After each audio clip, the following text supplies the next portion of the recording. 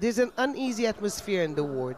The patients are in pain, but it's the silent worry of those around them that is most striking. Manar el-Dahoudi cannot contain his despair. He has 3 sons, all 3 maimed during the protest. Iyad is the last one to be injured, and his condition is the most worrying. He has already lost his left leg in an accident a few years ago.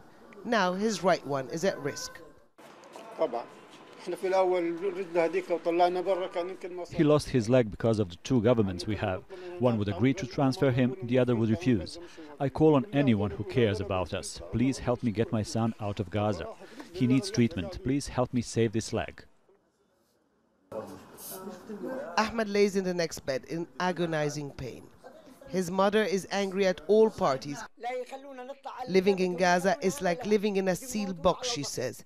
They only care about themselves. Ayman was among the first to arrive at the hospital on Friday. It was early in the day. Many more would follow. The sheer number of injured putting stress on an already fragile system. Dr. Ayman Sahabani says it's now bursting at the seams. We declared a state of emergency. Ambulances were carrying 3 or 4 patients at a time. We had 300 cases in one day. That's 15 times more than the capacity of the emergency unit, and we've used all our stock. Most injuries are in the lower part of the body. External fixators for limbs, antibiotics, anesthesia and other necessities have run out or are in short supply. Getting anything into Gaza requires a lengthy and complicated process. Under normal circumstances, the health system suffers from shortages.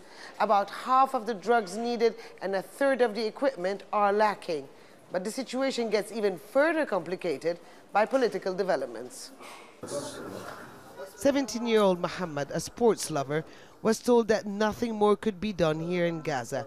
The artery in his leg is torn and he's losing a lot of blood. He needs to be transferred to the occupied West Bank. The hospital there is waiting, the paperwork is done, but the Israelis won't allow him to make the journey. No one has been able to get out since the protest began. Iyad listens from afar. Tears roll down his cheek and hope is all but gone.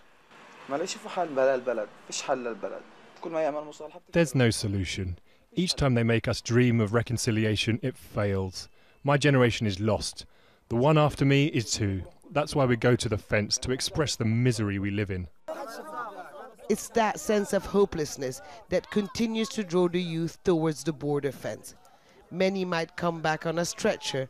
Some will never fully recover. Huda Abdelhamid, Al Jazeera, Gaza.